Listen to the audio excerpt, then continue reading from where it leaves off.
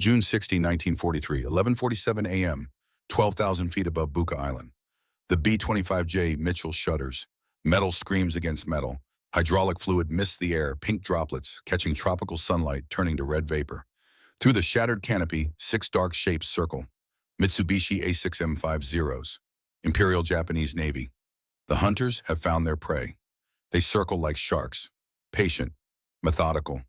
Knowing the kill is inevitable. Thomas Aldridge sits in the pilot's seat. 25 years old. Wire-rimmed glasses fogged with sweat and blood. The lenses are cracked, one arm bent. But he keeps them on. Needs them. Vision is mathematics. Mathematics is survival. Blood runs down his left leg, pooling in his boot. The leather squelches. The throttle quadrant is slick with it. Red and black mixing. Life draining onto aluminum and steel. His hands don't shake. They never do.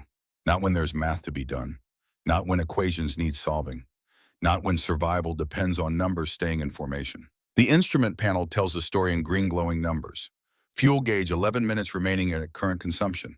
Hydraulic pressure 0 pounds per square inch. Oil pressure port engine 0. The needle buried left. Dead. Manifold pressure, starboard engine 32 inches and dropping, should be 42. The engine is dying, slowly, but dying. Airspeed 210 miles per hour and decelerating. Gravity pulling harder than thrust can push. On his lap, a leather notebook. Small, worn, blood-spattered now. The pages thick with use. Open to a page covered in calculations and crude diagrams. Vectors, angles, energy states.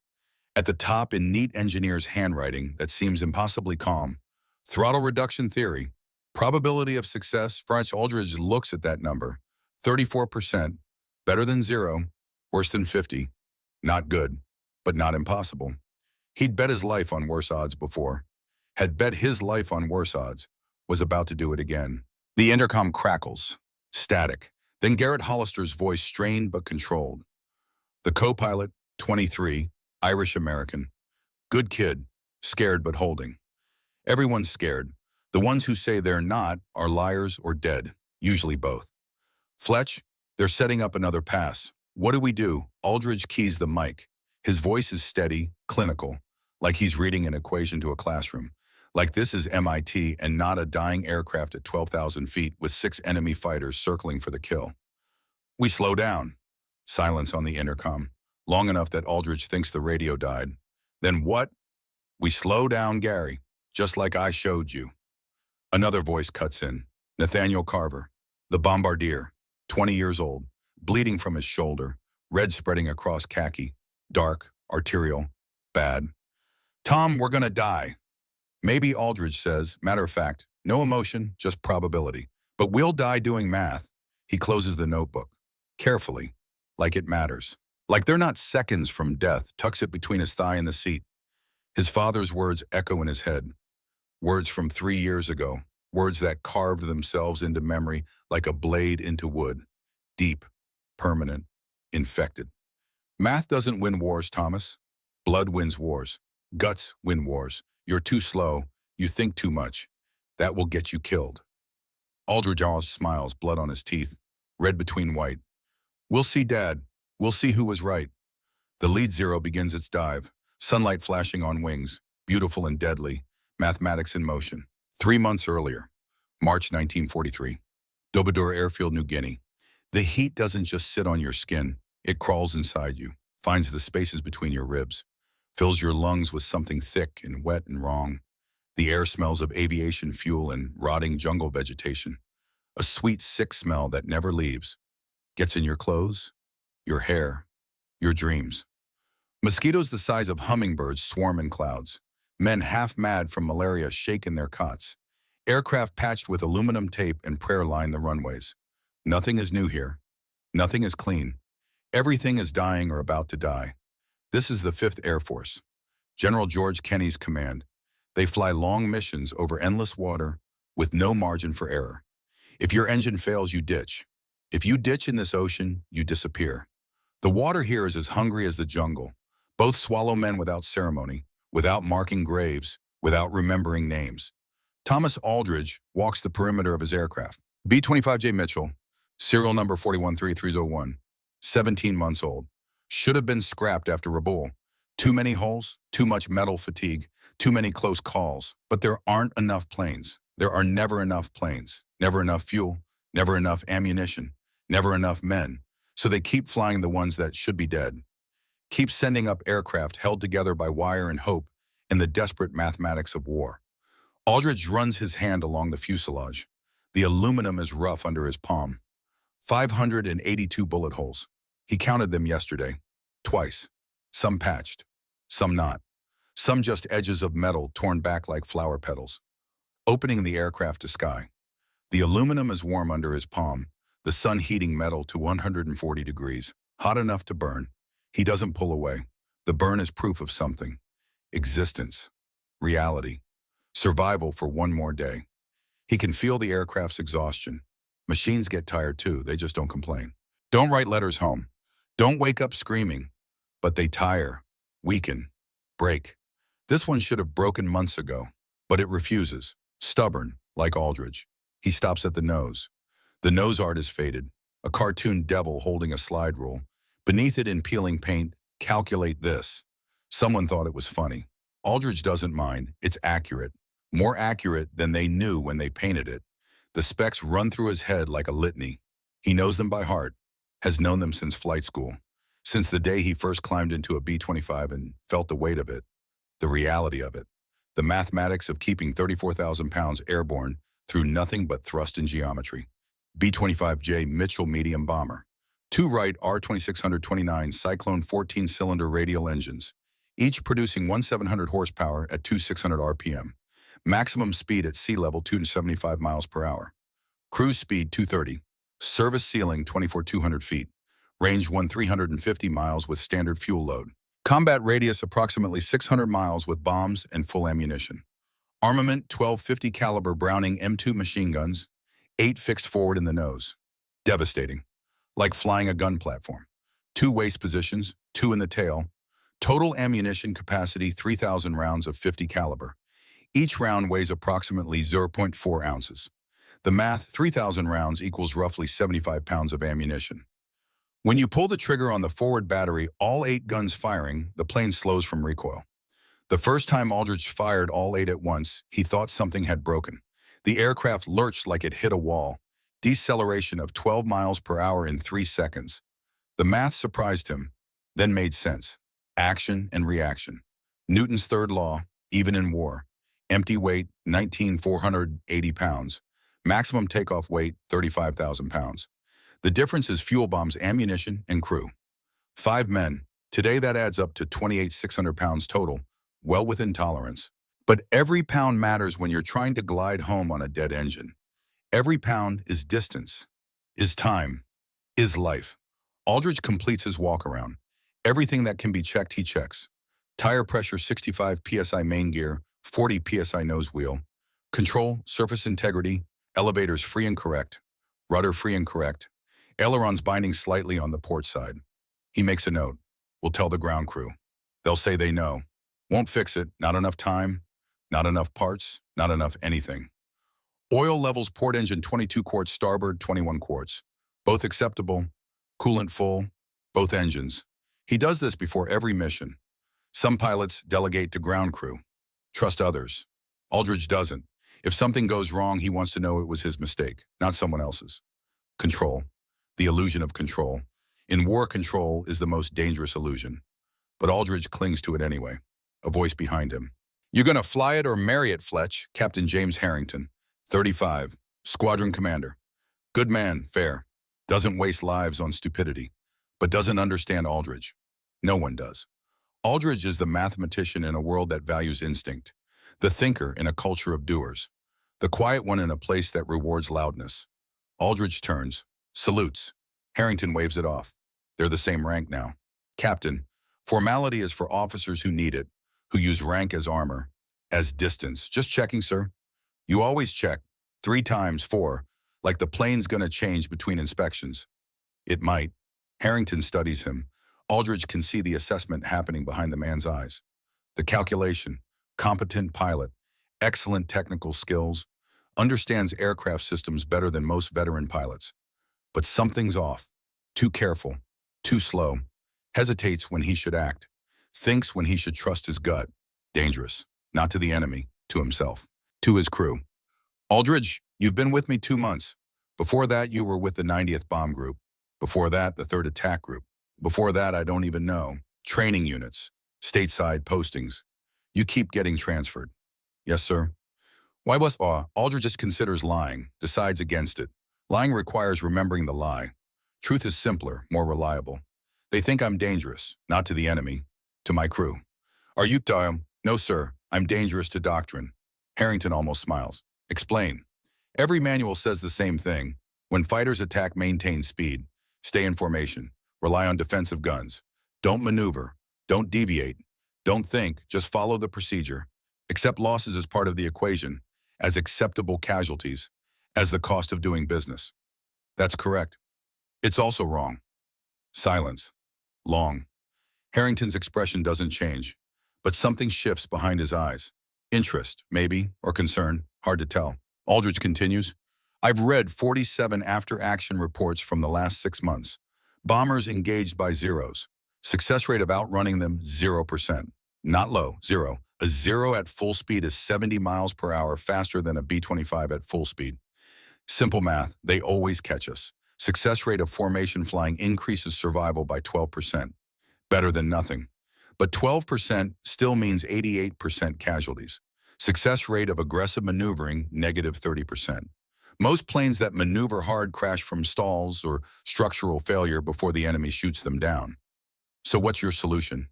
Don't run, disrupt. That's not an answer. Aldridge pulls the notebook from his pocket, opens it, shows Harrington a page covered in diagrams and numbers, vectors, angles of attack, energy state calculations, physics rendered in pencil and determination. A 0 at full speed has momentum, mass times velocity. If a bomber suddenly decelerates, the 0 overshoots. Conservation of momentum. The overshoot distance is predictable. 73 feet per 10 miles per hour of closure rate, assuming standard attack angle of 45 degrees and fighter mass of 300 pounds. That gives gunners a window, 2 to 3 seconds, more if the 0 pilot panics, less if he's experienced. But it exists, the window exists. Harrington stares at the page, tries to make sense of the numbers, the vectors, the impossible claim. You want to slow down, in combat. Yes, sir. That violates every protocol, I know, but the protocols are getting us killed. 40% loss rate, sir, 40. That's unsustainable. We're losing planes faster than they can build them. Crews faster than we can train them. The math doesn't work. We need something different. Something that changes the equation. Harrington hands the notebook back, carefully, like it might explode. Don't do this in combat, Aldridge. That's an order. Yes, sir. I mean it. You'll get your crew killed. You'll get yourself killed. And I'll have to write letters to their families explaining that they died because their pilot tried something insane. Understood, sir. Harrington walks away. Aldridge watches him go. Then he opens the notebook again, finds a blank page, writes in small, neat handwriting, March 12, 1943. Harrington forbids field test. Theory remains unproven. Probability calculations suggest crew survival decreases 3.7% per month without tactical innovation. Current survival rate 18 months average. Unacceptable. He closes the notebook, looks at the plane, at the 582 holes, at the fated devil with the slide rule, at the wings that shouldn't fly, and the engines that shouldn't run, and the structure that shouldn't hold. Guess we'll see who's right, he says to no one. To the plane, to himself, to the mathematics of war. MIT, Cambridge, Massachusetts. May 1940. Thomas Aldridge graduates on a Tuesday. The ceremony is long, boring. 2,000 students in identical caps and gowns. The president of MIT speaks for 40 minutes. Says nothing. Uses many words to communicate zero information. Efficiency, 0%. Aldridge calculates this while sitting. Keeps his mind occupied. Prevents thinking about other things. About his father not being here. About what comes next. About the war everyone knows is coming. He sits in the middle of a row wearing a cap and gown that doesn't fit. Too short. The sleeves end 2 inches above his wrists. Makes him look like a child playing dress-up. His diploma will say Bachelor of Science Civil Engineering. Grade point average 3.4. Respectable, not exceptional. Aldridge doesn't care about exceptional. He cares about correct, about foundations that hold, about bridges that don't fall, about mathematics that solve real problems. His mother attends. His father does not. Colonel William Aldridge is currently stationed at Fort Benning, Georgia, training infantry officers for a war America hasn't entered yet, but everyone knows is inevitable. He sends a telegram. It arrives the day before graduation. The Western Union boy delivers it at 3 p.m. 13 words. Aldridge counts them. Counts everything. Cannot attend, stop, good luck, stop, serve your country, stop. 13 words. No emotion. Just information. Orders. Expectations. That's how the colonel communicates. Facts. Commands. Requirements. No discussion. No negotiation. No warmth. Aldridge has spent 22 years trying to meet those expectations. He has failed at all of them. Wrong temperament, wrong instincts, wrong everything. After the ceremony, his mother takes him to lunch. Her name is Margaret. She teaches piano to children in Carlisle, Pennsylvania, reads poetry, listens to Brahms on the Victrola. Her hands always smell like lavender. She is everything his father is not. Soft where he's hard, patient where he's demanding, understanding where he's judging. They eat in silence for a while. Roast chicken, potatoes, vegetables, good food, expensive. His mother saved for this. Aldridge knows what a piano teacher makes, knows what this meal costs, doesn't say anything, just eats, appreciates. Then she speaks. Your father wanted to be here. Aldridge doesn't respond. They both know it's a lie, a kind lie, but still a lie. He's proud of you, Thomas, in his way. His way is conditional. Margaret sets down her fork. Carefully, the sound of silver on porcelain, precise, controlled. He grew up in a different time, different war, the Great War, the war to end all wars, except it didn't. He believes in certain things, strength, action, decisiveness, courage defined as the absence of thought. I'm decisive. You think first. He thinks that's weakness. It's not. I know. They finish lunch. Margaret gives him an envelope. Inside is a check. $200. A small fortune, more than a piano teacher should have. Aldridge tries to refuse. She insists. Her eyes make it an order. A mother's order, different from a colonel's order, but no less absolute. For whatever you do next, she says, what he does next is enlist. The recruiting office is in downtown Boston, a storefront between a bakery and a barbershop. The bakery smells like bread and cinnamon. The barbershop smells like aftershave and hair tonic. The recruiting office smells like desperation and duty. Young men going in, soldiers coming out. The transformation happens at a desk with forms and a pen.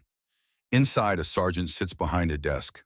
Overweight, 40-something, bored. He's processed 1,000 boys this month. They all look the same. All want the same thing. Glory, adventure, escape. He looks up when Aldridge enters, sees another one. Thin, glasses, probably gets beat up at school. Help you. I want to fly. The sergeant pulls out forms, standard procedure, name, age, education, medical history. Age, 22. Education, MIT, engineering degree, civil engineering. The sergeant's demeanor changes. He sits up straighter, sees something different now. Not another farm boy, not another dropout. An engineer. Valuable, rare, needed. Engineer. We need engineers. Navigation, bombardiers, maybe even test pilots if you score high enough on the assessments. I want to be a fighter pilot. The sergeant looks at him. Really looks, sees the glasses, the thin frame, the way Aldridge stands like he's calculating angles. Like the floor might give way, and he's already running structural analysis. Son, you're smart. Don't waste that in a cockpit. We got plenty of dumb farm boys who can fly fighters. We need brains on the ground, engineering, design, planning. That's where you belong. My father was a pilot. World War I, flew Spads. Shot down 3 German planes. He was an ace. That's great, but this ain't your father's war. Planes are different now. Faster, more complex. Technology. Your engineer material. Trust me on this. I've processed 10,000 boys. I know where they belong. Aldridge signs the forms anyway. Fighter pilot application. The sergeant shrugs. Seen it before. Kid with something to prove. Usually ends badly. But orders are orders. Applications get processed. The machine moves forward. Report to Fort Devens for evaluation. 3 days. Bring these forms. Aldridge takes the papers. Leaves. The sergeant watches him go. Shakes his head. another one who won't listen, another one who will wash out or die trying.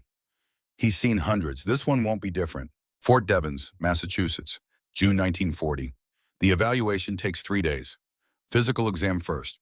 Height, 6 feet 1 inch, weight 162 pounds, underweight for height, but acceptable. Vision test 20/30 both eyes, not perfect, but acceptable with corrective lenses. Hearing test normal range. Dental acceptable. Blood pressure 118/76, normal. Heart rate 68 beats per minute, resting, normal. Coordination test, catch a ball, follow a light, walk a straight line, touch your nose with eyes closed. Aldridge passes everything, not brilliantly, but adequately. The examiner notes coordination adequate, reflexes average, nothing exceptional noted. Day 2 is written tests.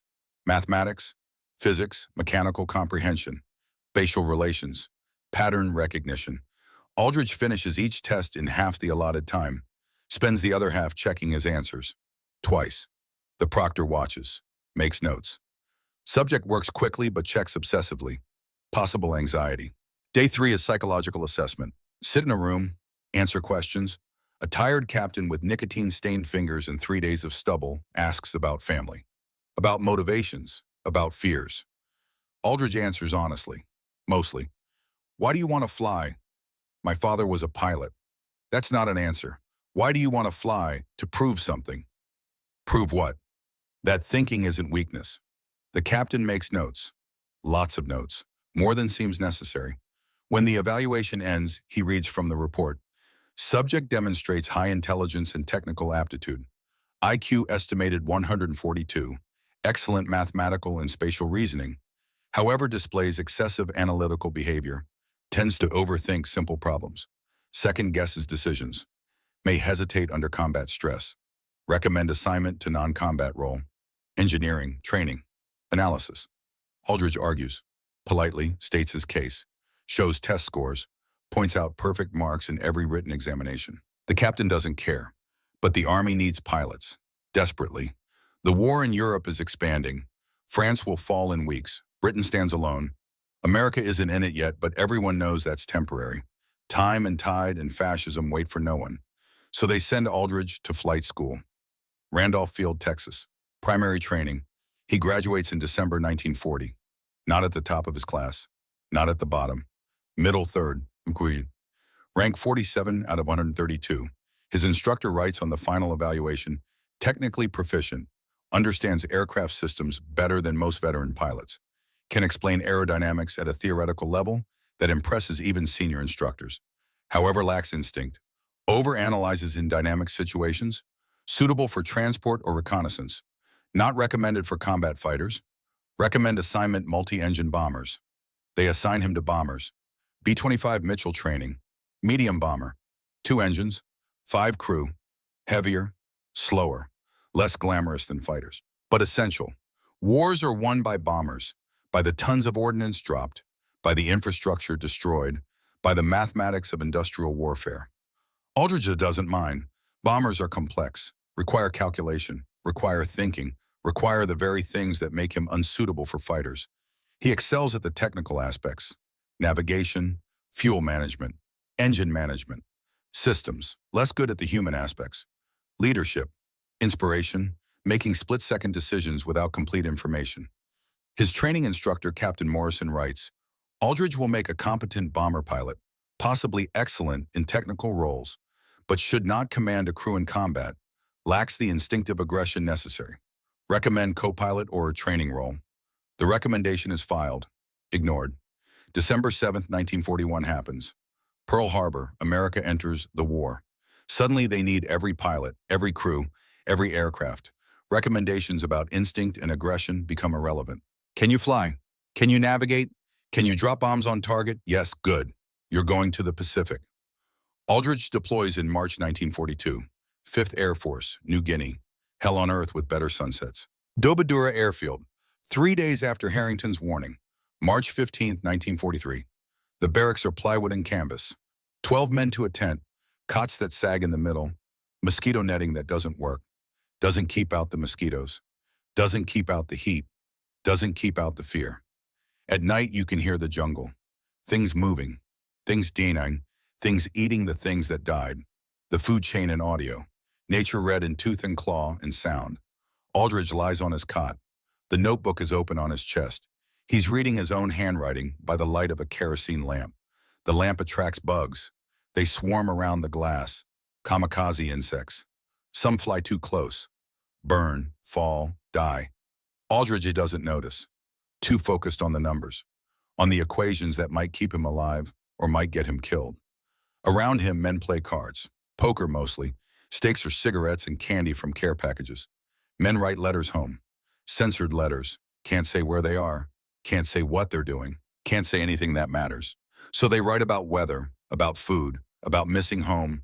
Empty words filling empty pages. Men clean weapons. Field strip. Oil. Reassemble. The ritual of maintenance, the illusion of control. No one talks to Aldridge. They tried it first. Asked where he's from, what he did before, why he's always writing in that notebook. He answered in monosyllables. Pennsylvania, engineering, calculations. Eventually they stopped trying, labeled him, the quiet one, the weird one, the one who thinks too much. Let him be. He's competent, does his job, doesn't cause trouble. That's enough. The tent flap opens. A man enters. Tall, rangy, red hair cut military short. Freckles across his nose and cheeks. Garrett Hollister, 23. Co-pilot. Just transferred in from the 43rd Bomb Group. Fresh, new, hasn't been beaten down yet by heat and fear and endless missions over endless water. Hollister looks around, counts empty cots, finds one, drops his duffel on it. The thud echoes. Men look up. Assess. New guy, fresh meat. Wonder how long he'll last.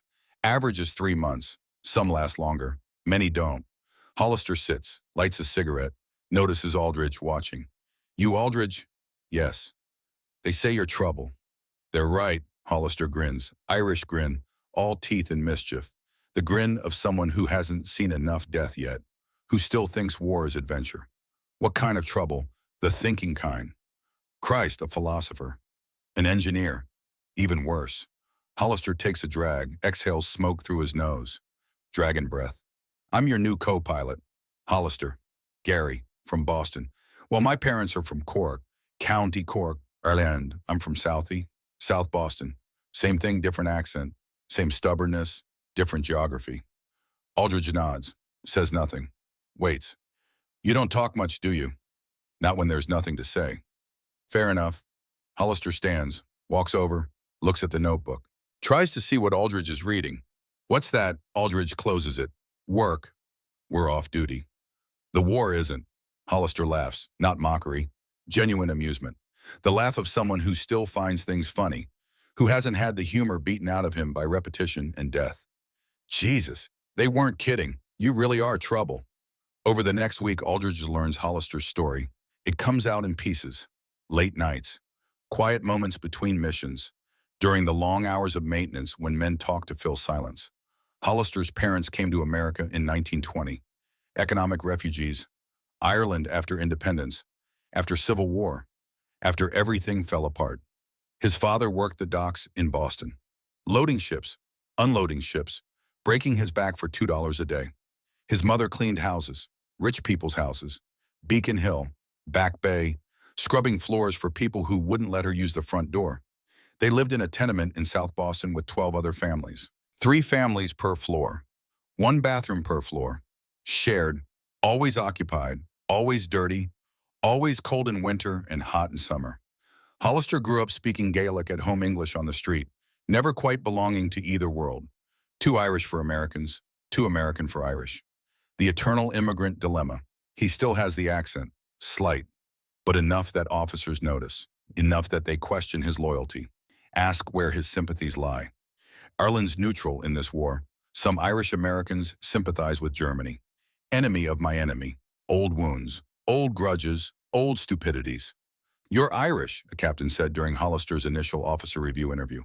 Ireland's neutral. Some might say sympathetic to Germany.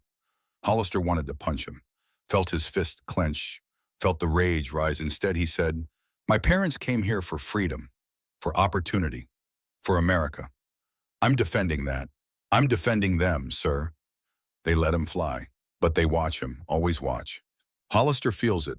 The doubt, the suspicion, the assumption that loyalty must be proven rather than given. It makes him work harder, fly better, fight harder, prove more, always more. Never enough. He and Aldridge don't become friends. Not exactly. Friendship requires something neither has. Team time, trust, the belief in a future, but they develop something. Understanding maybe. Recognition.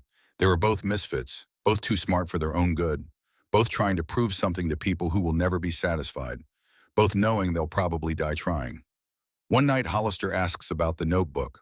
Aldridge hesitates, then shows him, opens it, lets him see. The diagrams, the calculations, the theory that might save lives or might be complete nonsense. Hollister reads in silence, flips through pages, stops at the throttle reduction theory, studies the diagrams, the vectors, the math, the impossible claim. This is insane, Hollister says finally. It's math. Math says slow down when fighters attack. Math says exploit their momentum against them. Action and reaction. Force vectors. Energy states. And you tested this? Once, partially. The timing was off. We took damage. 3 crew wounded. Light wounds, but wounds. Harrington grounded me for a week. Said I was reckless, dangerous. Jesus. Hollister hands back the notebook. Harrington know you're still working on this. He told me not to. You gonna listen? Aldridge looks at him, studies him, sees something, intelligence, curiosity, the willingness to question. Would you, Hollister thinks, grins slowly. No, but I'm Irish. We're stupid. You're not stupid. Stubborn, then. That too. They sit in silence. The lamp gutters, the flame dances, shadows move on canvas walls. Outside, something shrieks in the jungle. A bird, maybe, or something that used to be a bird before the jungle twisted it into something else. If you try this again, Hollister says quietly, tell me first. I want to know the timing, the procedure, everything. I want to understand it. Why Baja? Because if you die doing something crazy, I want to die understanding it. That's better than dying confused. Aldridge almost smiles. Deal. April 1943, the crew assembles. Nathaniel Carver arrives first. 20 years old, looks 17. Baby-faced, smooth-skinned, bombardier. His hands never stop moving, tapping, drumming, picking at threads on his uniform, picking at scabs on his knuckles. Nervous energy looking for an outlet, looking for something to do, something to fix, something to control. Aldridge meets him in the mess tent. Carver is eating alone at the far table, away from everyone, hunched over his tray, making himself small, invisible. The posture of someone who doesn't want to be noticed, who's learned that attention brings pain. Aldridge sits across from him, uninvited. Carver looks up, startled. You're Aldridge. Yes. Don't call me sir. We're the same rank. Both captains, both equally disposable. Yes, it's okay. Your brother died at Midway. Carver's hands stop moving, freeze mid-tap. How'd you know that? I read your file. You're not supposed to do that. That's personnel records. That's private. I do lots of things I'm not supposed to. Carver's jaw tightens. What do you want? I need a bombardier, someone who won't panic, someone who can follow orders even when the orders sound insane, someone who'll keep working when everything's falling apart. Why me? Because you're already dead. Silence. Long. Uncomfortable. Carver stares. What? Aldridge continues. No emotion. Just facts. Just analysis. Your brother was a bombardier. B-26 Marauder. June 4th, 1942. Battle of Midway. Got jumped by 6 Zeros while attacking the Japanese carrier fleet. No survivors. Aircraft went down burning. You blame yourself. You think you should have been there. Should have saved him somehow. Even though that's impossible. Even though you were in training stateside. Even though there's nothing you could have done. You can't save him. Can't bring him back. But you can finish what he started. You can survive missions he didn't.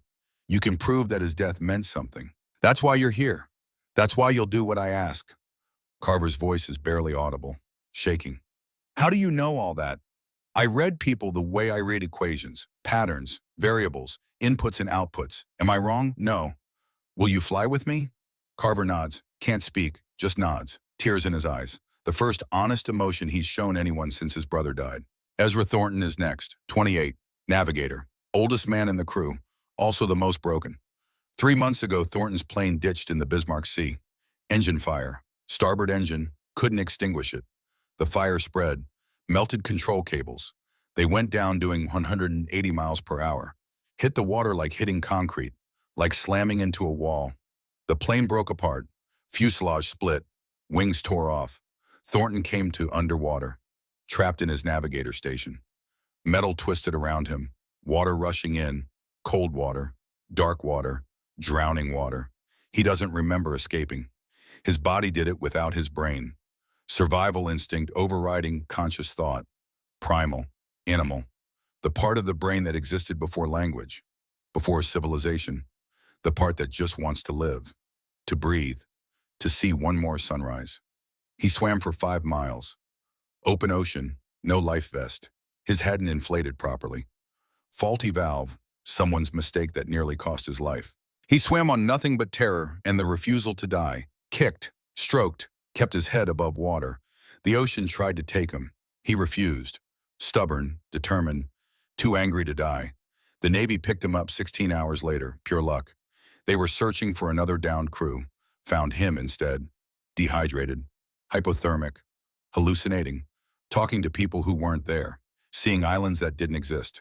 He spent 2 weeks in hospital. Then they sent him back to flying status. The psychologist evaluated him. Spent 30 minutes asking questions. Cleared him. Wrote fit for duty, some residual anxiety, monitor for PTSD symptoms. Aldridge knows better. He sees it in Thornton's hands. They tremble. Not much, but constantly. A fine tremor. Neurological damage. Maybe, or psychological. Hard to tell. When Thornton plots courses, he has to brace his wrist against the table. Steady one hand with the other. When he holds a coffee cup, liquid sloshes. Makes waves. Small tsunamis. Everyone pretends not to notice. They meet in the navigation room. A tent with maps on tables, charts on walls. Thornton is alone, hunched over a map, plotting tomorrow's mission route with a pencil and ruler. His hand shakes. The line wavers. He curses, erases, starts again. Your hands shake, Aldridge says. No preamble, no small talk, just observation. Thornton doesn't look up. I'm aware. Does it affect your work? No. Does it affect your sleep? That's none of your business. I'm making it my business. I need a navigator. If you can't do the I can do the job. Thornton's voice is sharp, defensive. Years of being doubted compressed into 3 words. I've flown 23 missions since the ditch. Haven't screwed up once. Not one course error. Not one fuel miscalculation. Not one missed checkpoint. I'm good at this. Maybe the best. The shaking doesn't matter. 23 missions. How many more before you break them? Thornton finally looks at him. His eyes are old. Too old for 28. The eyes of someone who's seen death up close. Who's felt it touch him. Who knows it's waiting. What do you want, Aldridge? Truth. Can you handle one more? Shiwan, deep penetration, no escort. High probability of combat. Low probability of survival. Why are you asking me? Because I don't want a navigator who's fine. I want one who's scared. Scared men are careful. Careful men double-check calculations. Careful men keep crews alive. Thornton studies him, really sees him for the first time. You're a strange one, Aldridge. Will you fly? Long pause. Then yeah, I'll fly. Silas Brennan is the last. 22. Tail gunner, busted from sergeant to private, rank stripped, pay reduced, career destroyed. Aldridge finds him in the stockade, not confined, just sitting there, talking to the guard through the chain-link fence. They're discussing baseball, DiMaggio, Ted Williams, whether the war will end before the Yankees win another pennant. Brennan, that's me. Why'd they bust you? Refused an order. What order? Shoot a guy. Aldridge waits, lets the silence work. Brennan continues. Matter of fact, no shame, no regret. Mission over Raboul. 2 weeks ago, 0 got hit, engine fire, pilot bailed out, parachute deployed, perfect white canopy. Beautiful, really. My pilot said, shoot him. Target practice. Easy kill. I said no. He said, that's an order. I said, I don't shoot men in parachutes, sir. He repeated the order. I repeated my refusal. So he court-martialed me. Insubordination. Failure to obey. They stripped my rank, put me on latrine duty, told me I'm lucky. They didn't discharge me. You feel bad about that? About the court-martial, numb. About the pilot, yeah, another plane shot him. Kid was maybe 19, 20 at most. But I didn't pull the trigger. That matters to me. I can sleep. That's worth the rank. Some men would call that weakness. Some men are assholes. Aldridge almost smiles. I need a tail gunner, someone who won't waste ammunition, someone who only shoots when it counts, someone with a conscience. You're the guy with the notebook, the one who thinks too much, the one everyone says is going to get his crew killed. That's me. They say you're doing things that violate protocol, that you're testing crazy theories, that you're dangerous. All true. When do we start? June 15th, 1943, the night before Buka. The crew gathers in the barracks after dinner. Dinner was spam and canned beans.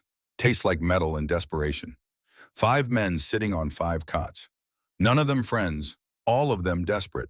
All of them knowing tomorrow might be their last day. The statistics don't lie. 20% survival rate, 1 in 5.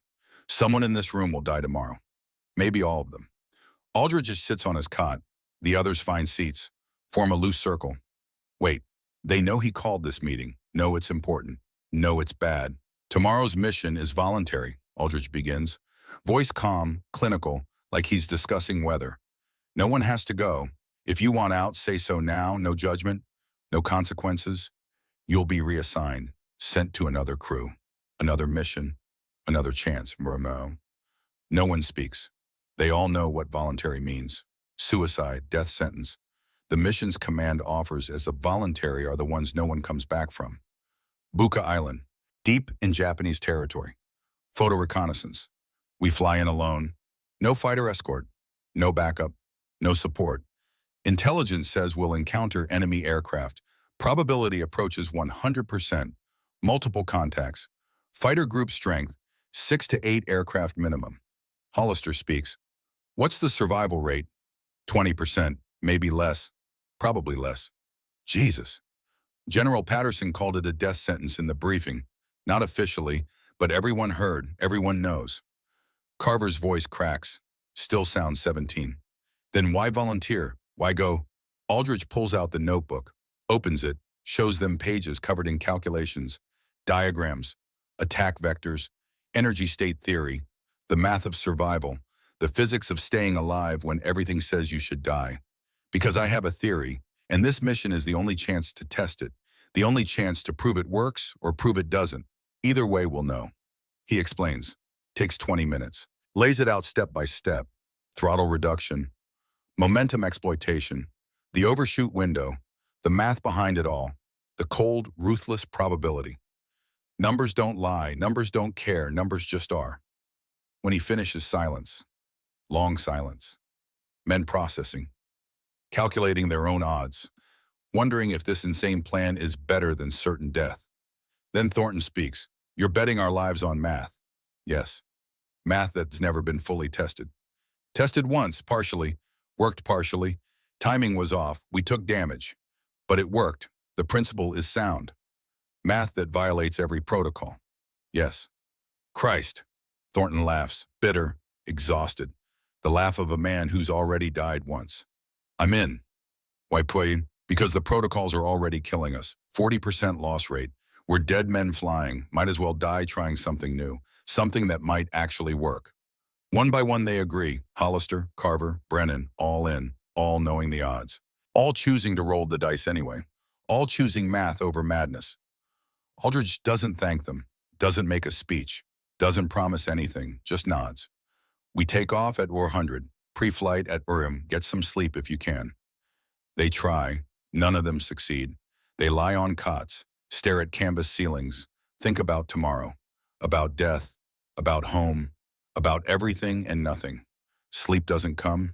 Fear does. And the long, slow hours until dawn. 3:30 hours. June 16, 1943. The airfield is dark. No lights. Blackout protocol.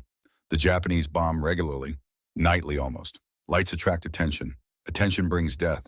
So everything happens in shadow. Men move in darkness. Quiet, efficient, professional. Ground crews prep aircraft by feel and memory. Pilots walk to their planes like men walking to execution. Slow, resigned, accepting. Aldridge stands beside 41 to 331. The B-25 sits heavy on its landing gear, tires compressed, oleos compressed, the weight of fuel and ammunition and mission pulling it down, gravity winning against lift. For now, fuel tanks full, 974 gallons, 100-octane aviation gasoline, weighted approximately 6,200 pounds, ammunition loaded, 3,000 rounds, 50 caliber, weight approximately 75 pounds, plus crew, plus equipment, plus bombs. No bombs today. Reconnaissance. Cameras instead. The plane weighs 34,200 pounds, ready to die or fly. Either one. The crew arrives. They do their checks. Personal gear.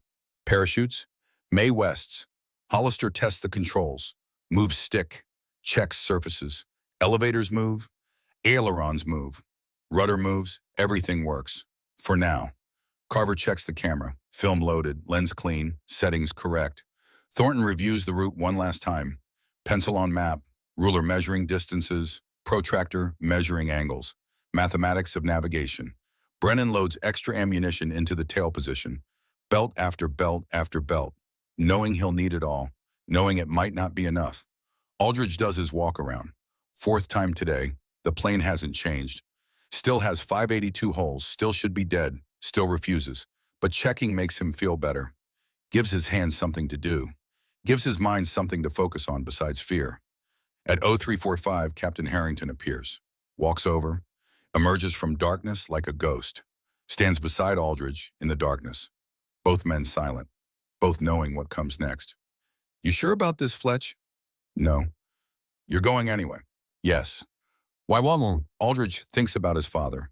About Colonel William Aldridge, who believed in blood and guts. Who thought math was for cowards. Who disowned his son for being too slow. Too careful. Too smart. Who never said the words but communicated them anyway through silence and disappointment and absence. To prove something, Aldridge says. To who? Myself, maybe. I don't know anymore. Harrington offers his hand. Aldridge shakes it. Firm grip, final grip. Maybe the last time. Good luck, Fletch. Luck's a variable. I prefer probability. Sometimes they're the same thing. Let's hope. At 0400, exactly the right R2600 engines roar to life. 400 horsepower total. The plane shakes, metal and fire and noise. Violence contained in cylinders. Explosions harnessed for thrust. Aldridge advances the throttles. The B-25 begins to roll. Slow, heavy, reluctant, like it knows. They reach the runway. Hold for 30 seconds. Aldridge runs final checks. Manifold pressure 42 inches. Cylinder head temperature 180 degrees Celsius. Oil pressure 65 psi both engines. Flaps takeoff position. Trim set for takeoff. Mixture rich. Props full forward. Fuel pumps on. Everything green. Everything ready. Everything except them. Hollister's voice through the intercom. Steady, Irish accented. Ready? Take us up, Gary. Hollister advances the throttles to full. Maximum power. The engines scream. 14 cylinders per engine. 28 pistons firing. The plane accelerates. Slowly at first, then faster. The runway blurs. Lights flash past. Darkness broken by brief illumination. 80 miles per hour. 90, 100, 110. At 110 miles per hour, Hollister pulls back. The nose lifts. The wheels leave the ground. Gravity loses. Temporarily. They're airborne. Below, Harrington watches them disappear into the darkness. He stands alone on the tarmac, lights a cigarette, his last one. Smokes it slowly, watches the stars. Listens to the engines fade. God help them, he says to the night. The night doesn't answer. Never does. Just accepts the prayer and keeps its secrets. The aircraft climbs into darkness. Heading northeast. Heading toward death or destiny. Toward mathematics or madness. Toward proof or failure. Toward Buka. End of part 1. Continuing from where part 1 ended. 04:15 hours. Altitude 200 feet. Heading northeast. Speed 230 miles per hour. The ocean below is black. Not the black of paint, not the black of night sky. The black of depth, of endless water, of things that live without light, of death by drowning. The moon is a sliver, barely there. Stars scattered like broken glass across velvet. The horizon doesn't exist. Can't exist. Sky and water merge into a single darkness. Into void. Into nothing. Inside the cockpit, instruments glow green. Aldridge keeps his eyes on them. External vision is useless in darkness. Horizons lie. Water tricks. The mind invents. But instruments tell truth. Airspeed 230 miles per hour. Altitude 180 feet. Heading 047 degrees. Manifold pressure 42 inches. RPM to them 400. Oil pressure 65 psi both engines. Temperature 220 degrees Celsius. The numbers don't lie, they never do. Outside, everything is illusion. Inside, everything is truth. Hollister sits in the co-pilot seat. His hands rest on the yoke, not controlling, just touching. Feeling the vibration, the aliveness of the aircraft. The Wright R2600 engines drone at 2400 RPM, a sound like thunder that never ends. After 15 minutes, you stop hearing it. It becomes part of your nervous system, part of your heartbeat, part of you. The intercom crackles. Thornton's voice from the navigator station behind them. Calm, professional, hands might shake, but voice doesn't. Fuel check, 15 minutes into flight, consumption rate nominal, 147 gallons burned, 827 remaining, on schedule. Aldridge keys his mic. Copy. Time to target. 1 hour 24 minutes at current speed and heading. Weather, clear skies forecast. Winds light, 5 knots from southeast. No storms between here and Buka. Navigation should be simple. Good. Keep monitoring. Update every 15 minutes. Roger. Silence returns. The engine drone, the green glow of instruments, the darkness pressing against the canopy like a living thing, like something that wants in, that wants to swallow them. Aldridge does the math in his head. He's done it 20 times already. We'll do it 20 more before they reach Buka. 30 more. 50 more. Numbers keep his mind focused. Keep the fear locked away where it can't touch him, can't paralyze him. Distance to target 380 miles from Dobadura Airfield. Current speed 230 miles per hour. Flight time 1 hour 39 minutes. Fuel consumption 150 gallons per hour at cruise settings. Total fuel required approximately 248 gallons outbound. Fuel remaining at target 124 gallons. Combat time at full throttle 17 minutes. Maybe 18 if they're lucky. Maybe 15 if they're not. 17 minutes to fight, to photograph, to survive, to escape, to prove the theory or die trying. It's not enough. It's never enough. But it's what they have. Mathematics of scarcity, economics of survival. War distilled to numbers. Hollister's voice breaks the silence. Quiet, almost a whisper. You ever think about what happens if we don't come back? Aldridge doesn't look at him. Eyes stay on instruments. No. Liar. I think about the math, the variables, the probabilities. The math says we have a 34% chance of survival. That's not good odds, Fletch. It's better than zero. Not by much. Aldridge finally turns, looks at his co-pilot. In the green instrument glow, Hollister's face looks young. Too young. 23 going on 17. He shouldn't be here. None of them should. But here they are. Gary, you can still turn back. Abort. Radio mechanical failure. No one would question it. You'd be reassigned, live to fly another day, maybe survive this war. Would you turn back? No. Then shut up about it. Aldridge almost smiles. Fair enough. They fly in silence for another 10 minutes. The darkness begins to fade. Not light, not yet. Just a lessening, a suggestion, a promise that somewhere beyond the horizon the sun still exists, still rises, still illuminates, even in war, even in this. At 0445, Carver's voice crackles through the intercom. Young, scared, honest. I can see the water now. Jesus, it goes on forever. He's right. Dawn is coming, creeping. The ocean reveals itself, endless, gray. The surface looks like hammered metal, like beaten steel. The B-25's shadow races across it, small, insignificant, a toy plane over a toy ocean. Except the ocean is real, hungry, patient, and the plane is held aloft by mathematics and burning fuel and desperate hope. Aldridge checks the fuel gauge. 82 gallons. Thornton's calculations are precise. They always are. Fear makes Thornton careful. Careful makes him accurate. Accurate keeps them alive. Maybe. The sun breaks the horizon at 0512. Not gently, not softly. It explodes into existence.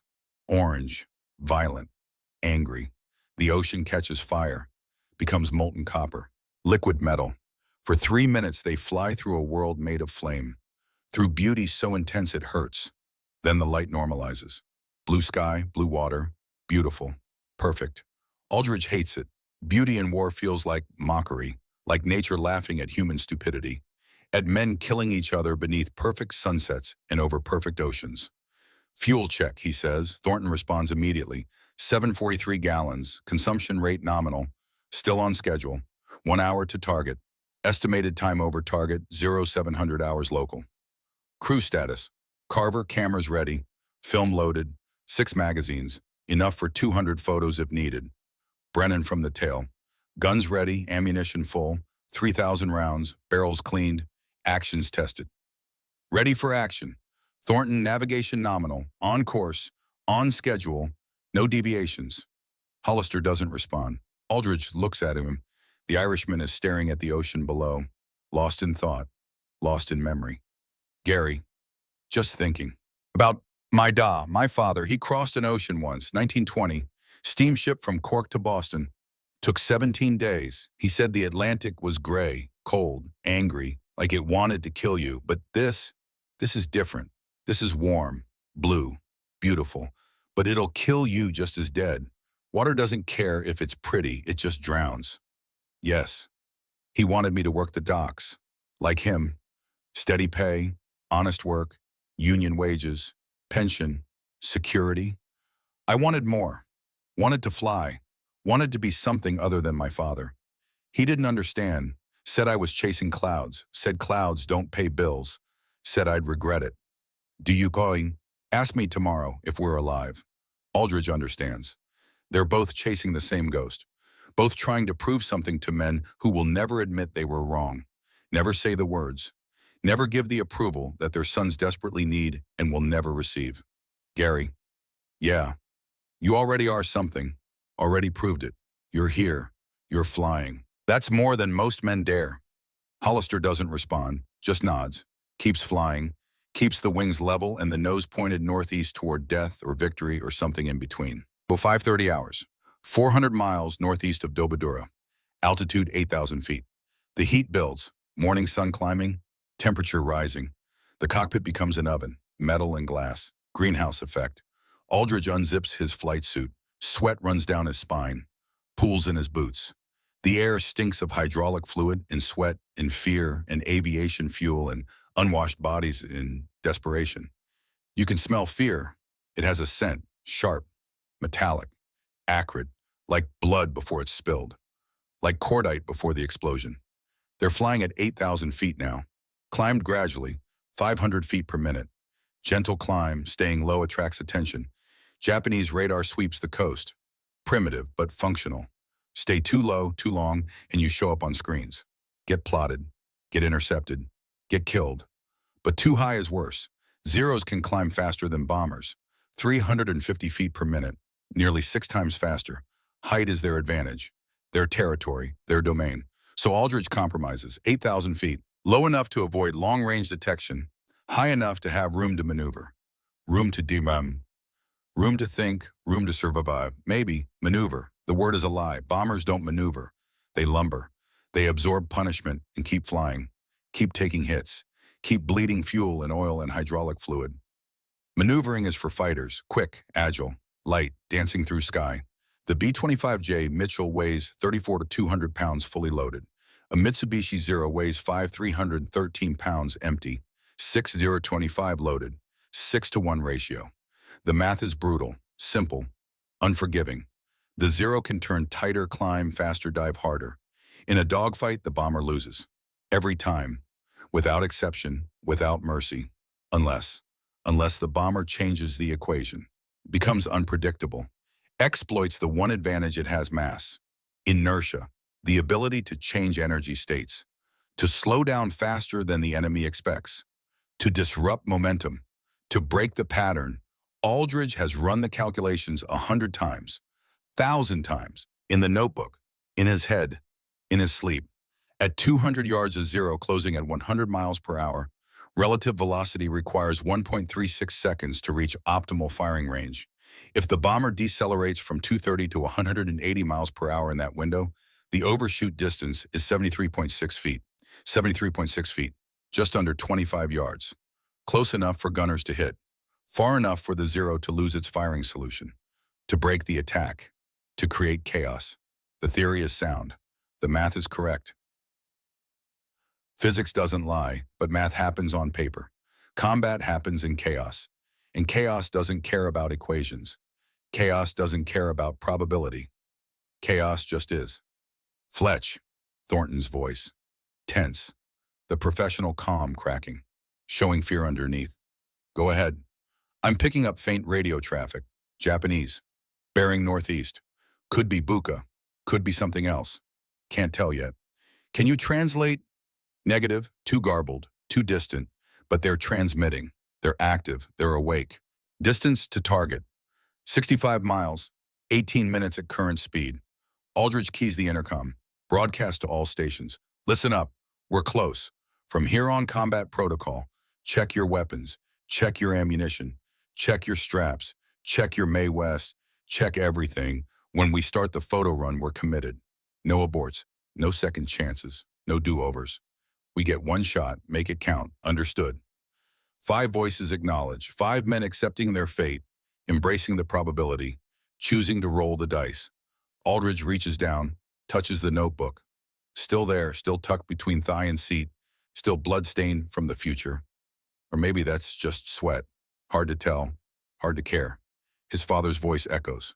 Not a memory. Something deeper. Carved into bone. Burned into brain. Permanent. You think too much, Thomas. In combat, there's no time to think. You act or you die. Instinct. Aggression. Violence. That wins wars, not equations. Watch me, Dad. Aldridge whispers to no one. To everyone. To the ghost that haunts him. Watch close. Buka Island Airfield. Borough 5:40 hours local time. Lieutenant Hiroshi Nakamura stands beside his Zero. He's 28, not old, but in aerial combat 28 is ancient. Most fighter pilots die before 25. Before they learn, before they understand. The ones who survive do so through skill and luck. Mostly luck. Surviving is 90% luck and 10% skill and 100% necessary. Nakamura has 12 kills, painted on his fuselage in small white marks. 12 American aircraft. 12 crews who went into the ocean and never came out. Never went home. Never saw families again. He doesn't think about them. Can't think about them. Thinking is weakness. Sentiment is death. In aerial combat, you kill or you die. Simple equation. Binary choice. His Zero is Mitsubishi A6M5 Model 52. Engine Nakajima NK1F Sake 21. 14-cylinder air-cooled radial. 130 horsepower at 2,750 RPM. Not as powerful as American engines. Not as strong, but lighter, more efficient. Better power-to-weight ratio. Maximum speed 351 miles per hour at 19,685 feet. Climb rate 3,150 feet per minute. Service ceiling 38,520 feet. Range 194 miles with external drop tanks. Without tanks, 940 miles. Combat radius approximately 400 miles. Armament, 2 Type 99 20mm cannons, 125 rounds per gun. 2 Type 97 7.7mm machine guns, 680 rounds per gun. The cannons fire slowly, 60 rounds per minute. Careful, deliberate, each shell must count. But each shell is devastating. 1 hit can cripple a bomber, 2 hits can kill it, 3 hits guarantee it. The Zero's advantage isn't firepower, it's maneuverability. At low speeds, the Zero can turn inside anything American flies. Can outturn, and outclimb, can outdive. Can dance circles around heavy bombers, around clumsy pursuit planes.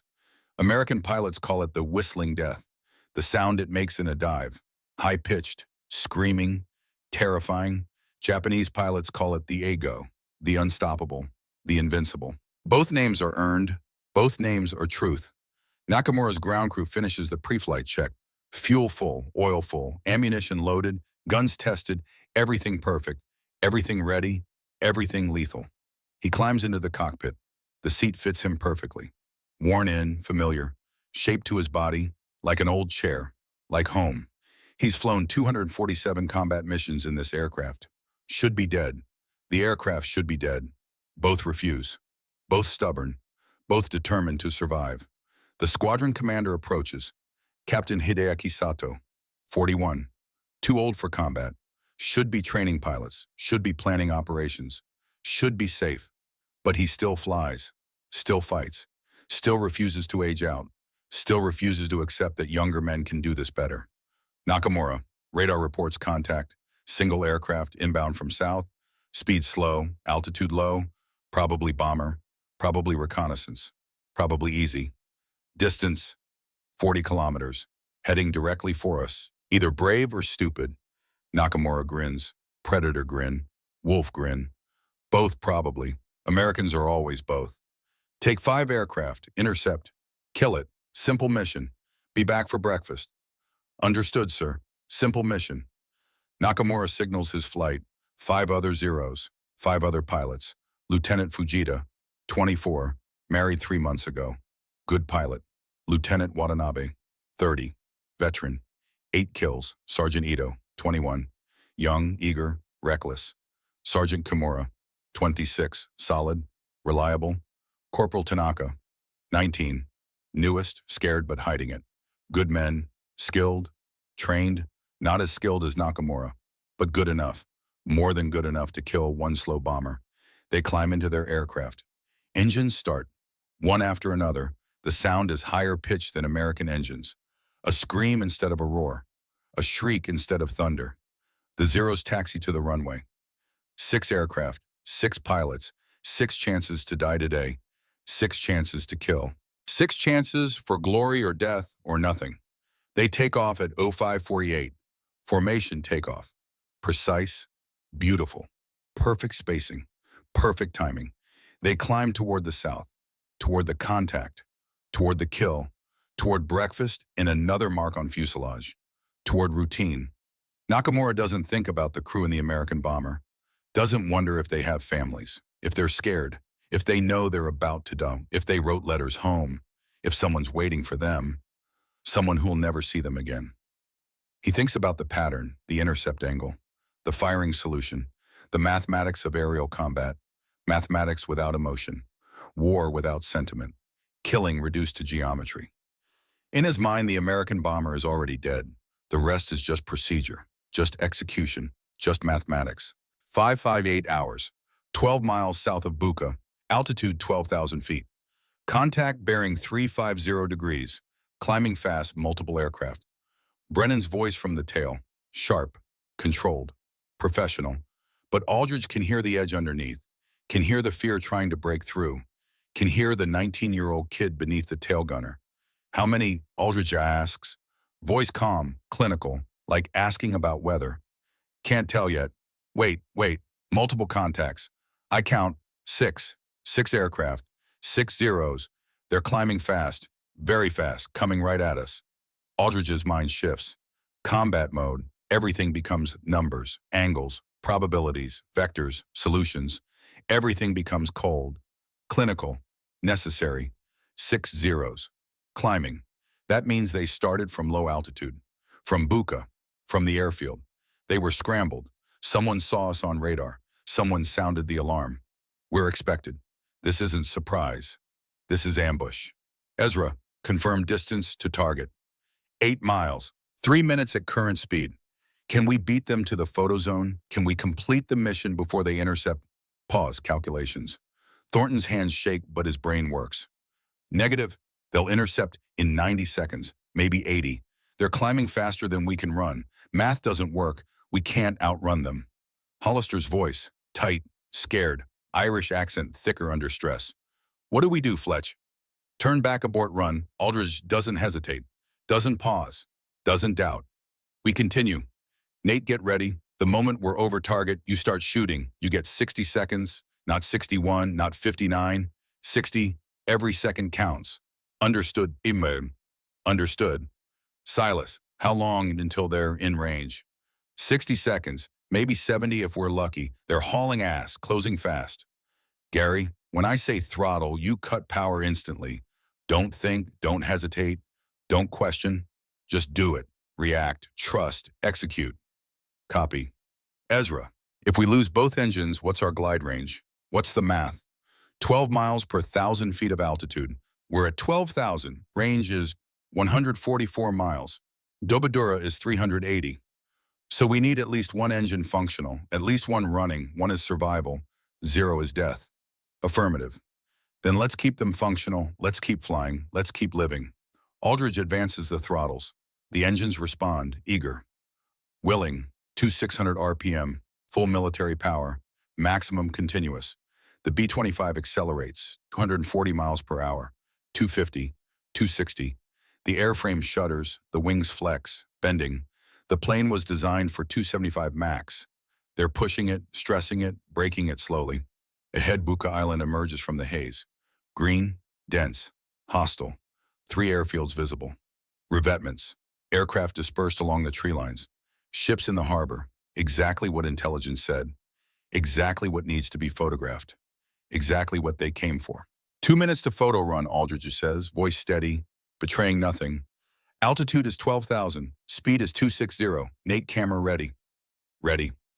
On my mark, start shooting. Don't stop until I say. Everything you see, every angle, every target. This is what we came for. Copy. Behind them, the zeros close. Nakamura leads.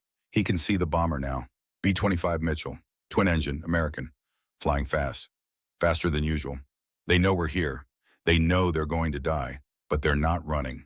Not turning. Not braking. Interesting. Very interesting. Nakamura splits his formation. 2 zeros high, 2 low, 2 middle. Classic attack pattern. Textbook. The bomber has no escape. High or low, it dies. Try to climb the high pair, kills it. Try to dive the low pair, kills it. Stay level, the middle pair kills it. 3 axes, 3 attacks, 3 certainties.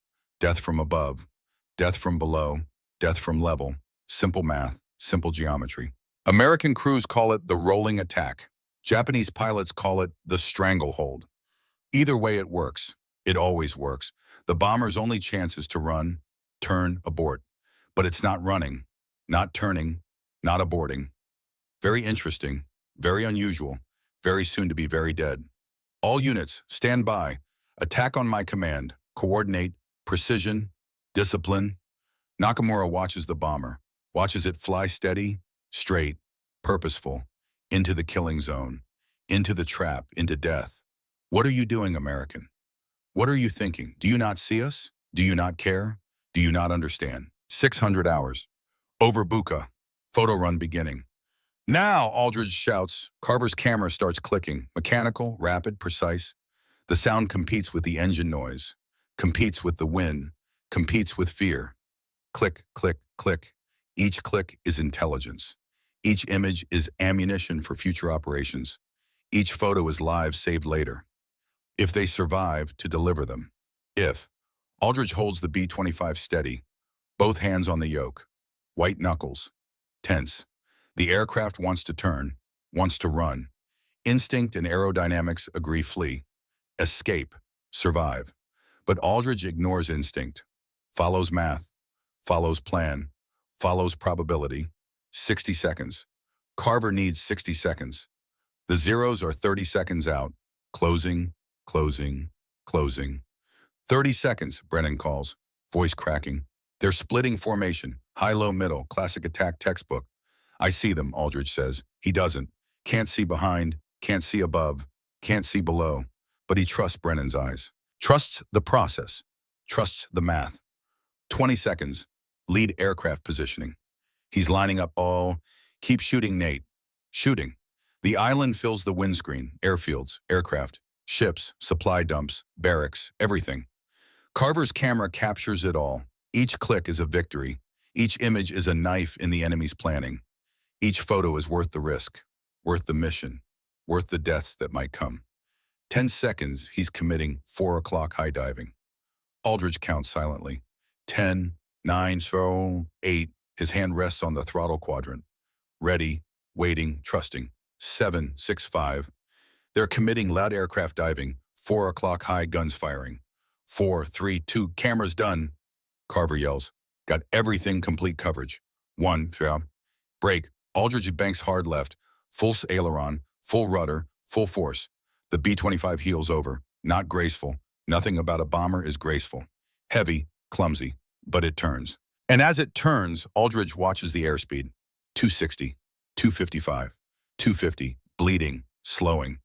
The first zero screams past Nakamura. He fired. Tracer's arc missed. The burst goes wide. Empty sky where the bomber should have been. Should have died, but isn't. Isn't dead, isn't there. Nakamura's face shows surprise, shock, disbelief. How did you? But there's no time to think, no time to analyze. 4 more attacks coming, 5 more zeros, 5 more chances to die. Gary, you have control. I'm calling the shots, you fly, I think. I have control. Hollister takes the yoke. His hands are steady. Good. Can't do this if he's shaking. Can't execute if he's scared. Well, scared is fine. Shaking isn't. Zero number 2. Diving from 11 o'clock. Steep. Fast. Committed. Closing fast. 400 yards. 350. 300. Aldridge counts. The math runs automatic. Background process. Subconscious calculation. Speed. Distance. Angle. Closure rate. Energy states. Momentum vectors. Straight and level Gary. Level, maintain speed. Hold course. Hold. The zero commits. Full dive. Speed building. 300 miles per hour. 320. 340. The cannons flash. Orange. Bright. 20 millimeter shells reaching out. Reaching for them. Reaching for death. Now. Throttle cut flaps 10. Hollister yanks the throttles back. Slaps the flap lever. The B-25 decelerates. Violence. The airframe groans. Protests. Metal screaming. Everything loose in the cockpit flies forward. Maps. Pencils. Coffee cups. Blood. Aldridge's head hits the instrument panel. His glasses cut his forehead. Sharp. Deep. Blood runs into his eyes. Warm. Sticky. Blinding. The zero overshoots. Exactly 71 feet. Close to calculated 73.6. Within margin of error. Close enough. Perfect enough. The top gunner corporal named Marcus Webb opens fire. 50 caliber rounds. 87 of them in 3 seconds. Hosing, spraying. 23 hit. The Zero's engine explodes. Not fire. Disintegration. Destruction. The cowling tears off. The propeller separates. Becomes shrapnel. Becomes debris. The aircraft tumbles, spinning, falling. Inside Lieutenant Fujita, 24 years old, married 3 months ago, wife pregnant, never told her, dead in 4 seconds. Throttle up, power now. Hollister slams the throttles forward. The engines respond. 1,800 RPM, 2,000, 2,200, 2,400. Airspeed building, 190, 200, 210, 220. Back in the fight. Back in the game. Back alive. 1 down, Webb screams. Adrenaline, terror, joy, rage. All mixed, all insane, all true. No time to celebrate. No time to think. 4 more zeros. 4 more attacks. 4 more chances to D. They come together, coordinated, learned, adapted. 2 from port. 2 from starboard. Nakamura learned, watched, understood. Can't use the same trick twice. They know now, they've seen, they've learned, they're ready. Gary, you take port, I'll take starboard. What? Watch my timing. When I say now you throttle your side, cut your engine. That's not possible, we can't. It has to be trust me, do it. The zeros close. Nakamura on the starboard side, Watanabe on port. Both attacking simultaneously. Both firing. Both committed. Both certain. Both wrong. 20 millimeter shells hit. Airframe, wing, fuselage. Aluminum tears like paper. Like cloth. Smoke. Fire. The smell of burning metal. Burning hydraulic fluid. Burning hope. Steady hold. The zeros commit. Full attack. No hesitation. No doubt. No mercy. 3, 2, 1, now. Aldridge cuts starboard throttle. Hollister cuts port. The bomber yaws. Twists. Spins. The controls go crazy. Fighting. The aircraft doesn't want to do this. Wants to stall. Wants to spin. Wants to die. Wants to crash. Both zeros overshoot. Nakamura curses. In Japanese. In English. In every language that has words for disbelief. For shock. For impossible. The waist gunners fire. Both sides. Simultaneously. 194 rounds total. Watanabe's zero trails smoke. Not dead. Not finished. Hurt. Bleeding. He breaks off. climbs, escapes, lives. For now, Nakamura pulls up hard, vertical. His Zero can handle it, built for it, turns vertical, climbs, loops, comes back for another pass, determined, angry, confused. But the bomber isn't where it should be, isn't predictable, isn't following the script, isn't dying. And then the port engine dies. Warning lights, red, bright, urgent. Alarms, loud, persistent, demanding. Oil pressure 0, temperature spiking, off scale. Dangerous, fatal. Aldridge hits the shutdown, kills it before it kills them. Feathers the propeller. The engine goes silent. The right engine screams louder, compensating, struggling, dying slowly. Port engine dead, Hollister yells. States the obvious, confirms the disaster. I know. We can't fight on one engine, we can't. We don't have a choice, we fight or we die. Aldridge checks the fuel. 654 gallons. Single engine consumption, 220 gallons per hour. Math automatic, combat time remaining. 17 minutes becomes 8, maybe 9. 8 minutes. 4 zeros left. 2 already damaged. 2 fresh. 2 determined. The math isn't working anymore. The probability shifted. The equation changed. They're going to die. 604 hours. 4 zeros. 1 engine. 8 minutes. 0 number 5 attacks from below. Unexpected angle. Smart. Creative. Nakamura is smarter than Aldridge thought. Adapting faster. Evolving. Testing different approaches. Different angles. Different solutions. The Zero rises like a shark from depth. Sudden. Violent. Unstoppable. Guns firing the entire climb. Tracers rising. Red. White. Beautiful and deadly. The shells come through the cockpit floor. Not the front. Not the sides. The floor. Where there's no armor. Where the control cables run. Where feet rest. Where life happens. Aldridge's left leg explodes. Not metaphor. Not exaggeration. Explodes. Shrapnel. Bone fragments. Blood. Meat. He screams. Can't help it. Can't stop it. The pain is immediate. Complete. Total. It fills the universe. Becomes everything. Becomes existence. Fletch. Aldridge can't answer. Can't breathe. Can't think. The world narrows. Tunnel vision. Gray edges. Consciousness fragmenting. His hands stay on the yoke. Muscle memory. Training. Years of practice. The body flying while the mind deals with trauma. With shock.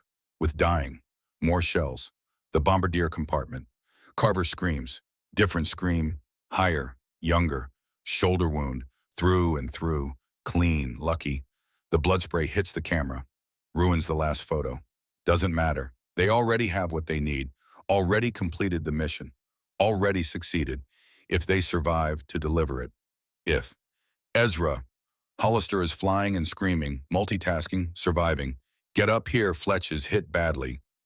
Thornton climbs forward, sees the blood, sees Aldridge's leg, the bone visible through the torn flight suit.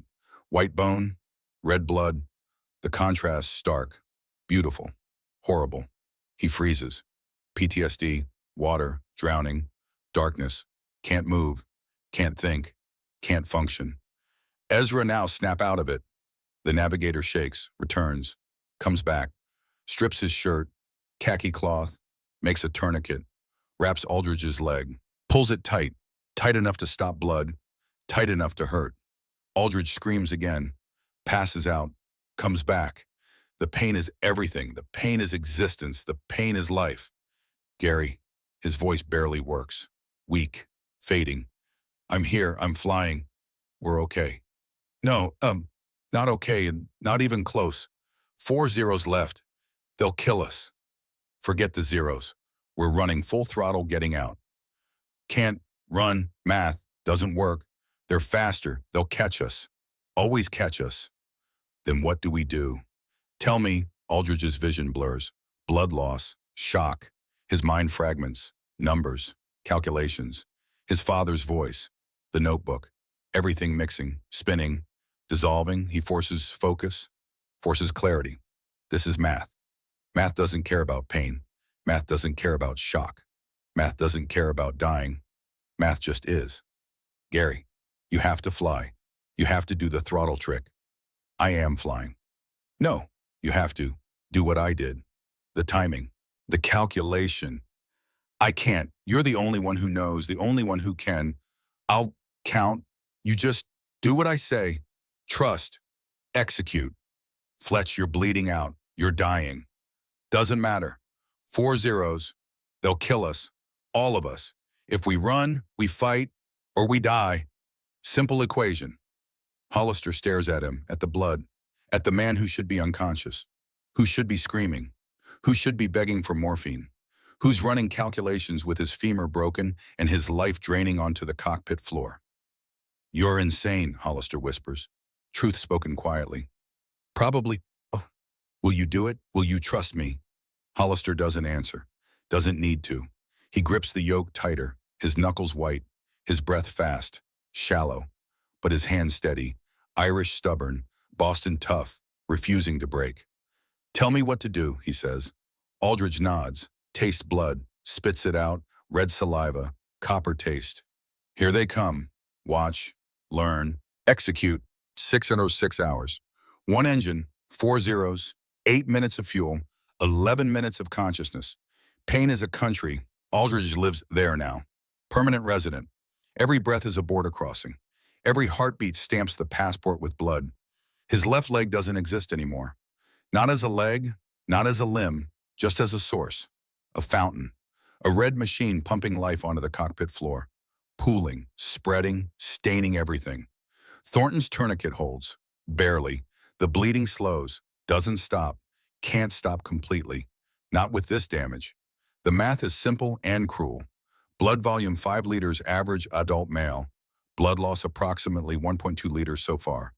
Time until shock already here. Already experiencing. Time until death depends on what happens next. Depends on mathematics. Depends on everything. Aldridge forces his eyes open. The world tilts, spins. Reality becomes fluid, uncertain. He grabs the instrument panel, uses it as an anchor. Something solid, something real. Numbers. Numbers are real. Numbers don't lie. Numbers don't change based on pain or fear or dying. Airspeed 195 miles per hour. Altitude 11,800 feet. Fuel 614 gallons. Single engine consumption 220 gallons per hour. Time remaining 16.7 minutes. Calculation automatic. Background process. 16.7 minutes of fuel. 4 zeros. 8 minutes since combat began. The math compounding. The probability shifting. The equation evolving toward zero. Toward death. Toward failure. He laughs. Blood bubbles on his lips. Pink foam. Hollister looks at him. Thinks he's delirious. Maybe he is. But the math is still good. The numbers still work. Delirium doesn't change mathematics. Gary, don't talk. Save your strength. We need you conscious. Listen. Aldridge's voice is weak, but clear, precise. Each word measured.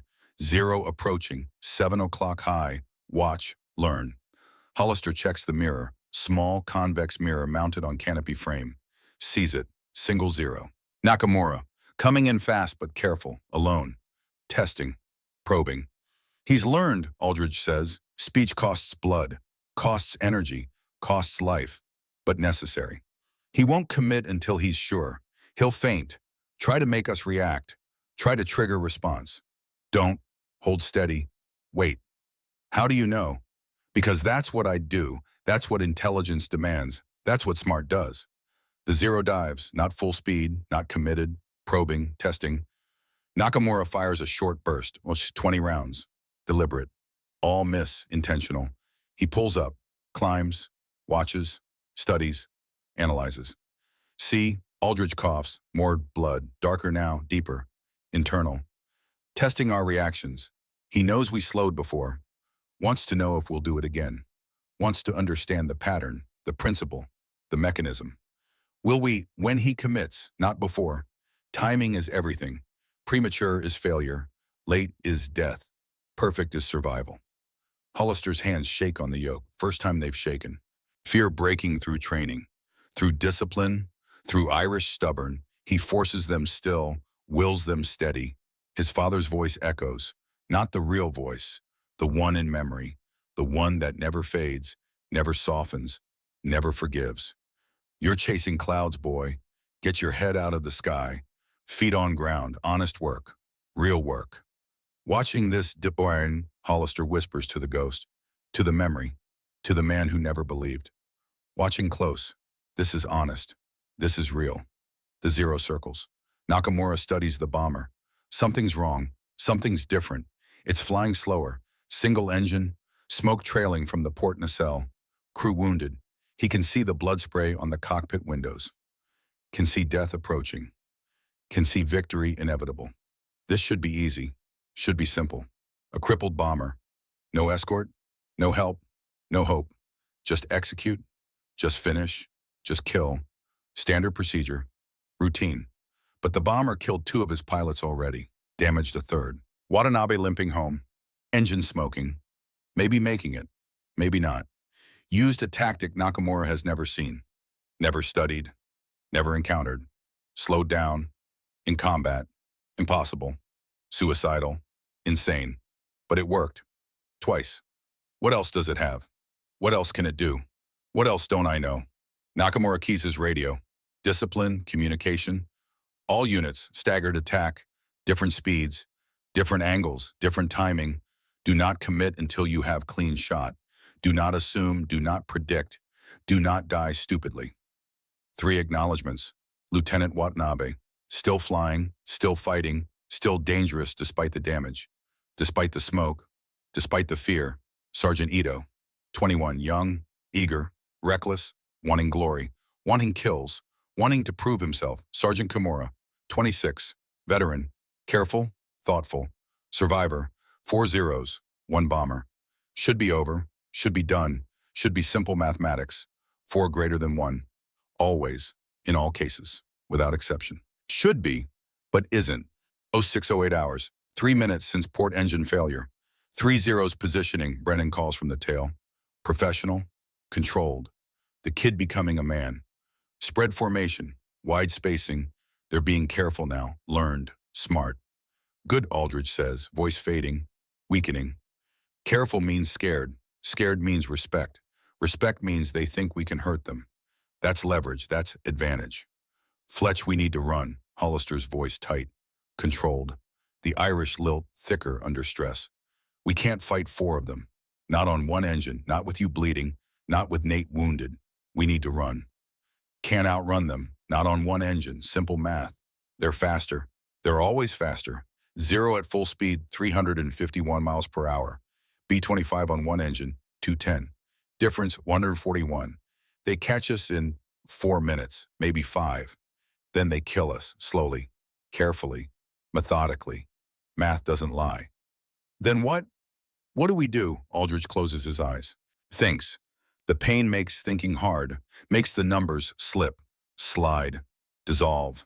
He forces them back, grabs them, holds them, chains them, locks them down. 4 zeros, 4 attack vectors, 4 timing sequences, 4 equations. Can't throttle cut all of them. Not enough time, not enough fuel, not enough luck.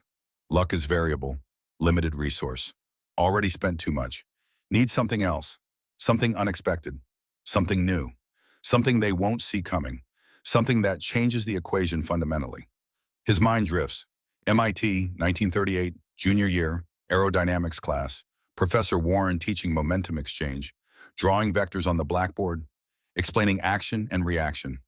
Every force has an equal and opposite force.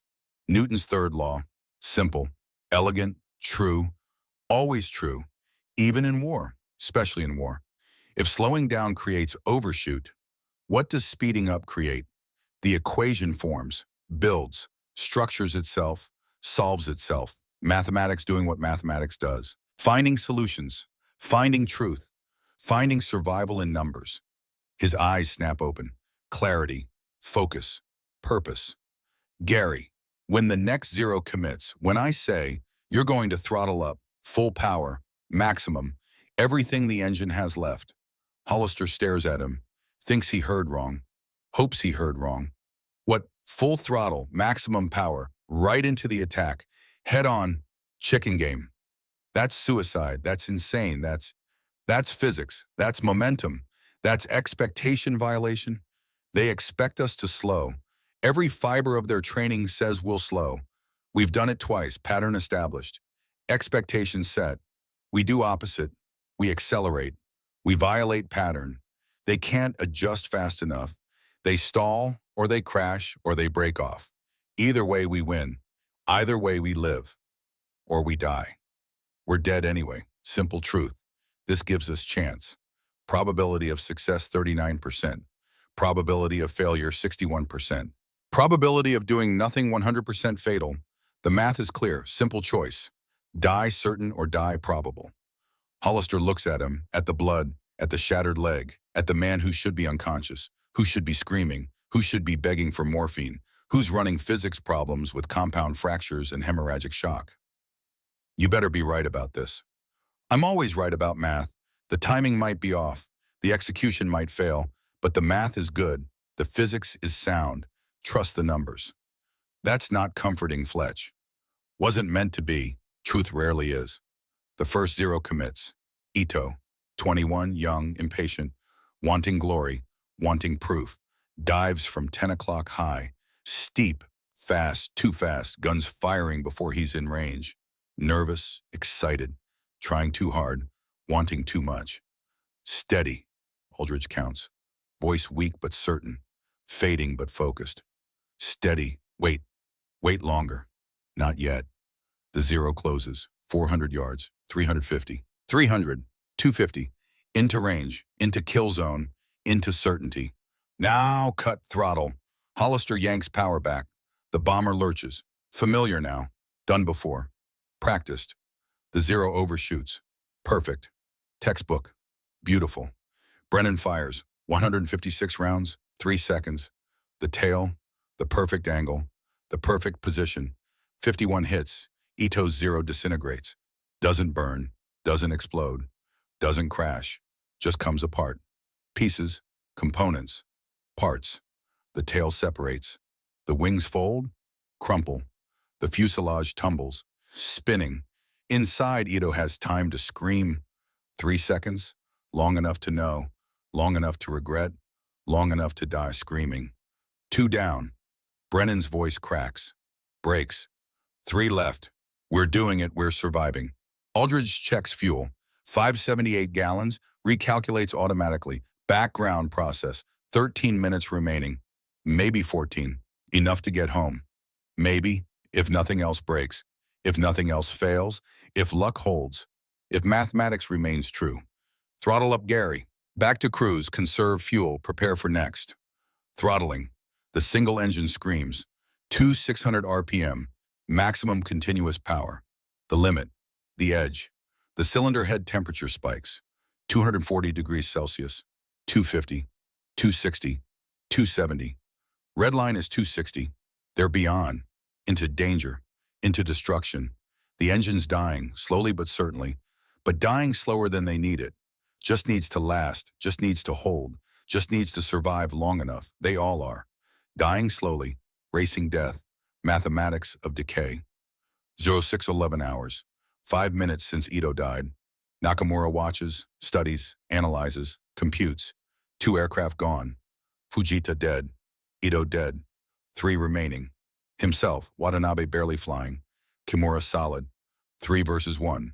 Should still be easy. Should still be certain. Should still be mathematical certainty. But nothing about this is certain anymore. Nothing follows the rules. Nothing obeys the doctrine. The book, the training, the expected. The American bomber is crippled. Single engine. Crew wounded. Should be helpless. Should be prey. Should be dead. But it's killing them. Not with firepower. Not with speed. Not with superiority. With thinking. With calculation. With something Nakamura has never encountered. With intelligence applied as weapon. The pilot is doing mathematics while bleeding out. Flying equations while his crew dies. Making calculations that save lives while his own drains away. Who is this man? What drives him?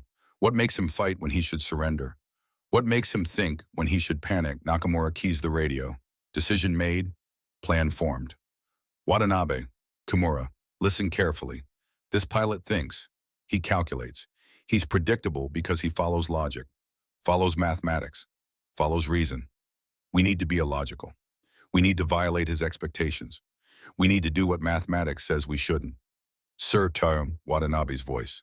Confused, questioning, uncertain.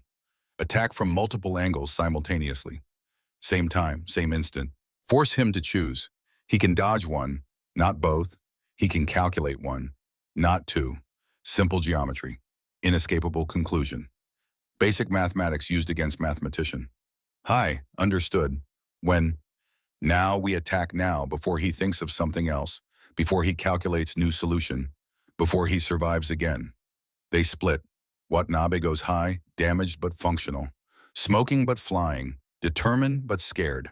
Kimura goes low, fresh, undamaged, focused, professional. They'll attack simultaneously, high and low. The bomber can throttle cut or throttle up, can slow or speed, but not both. Not fast enough, not simultaneously.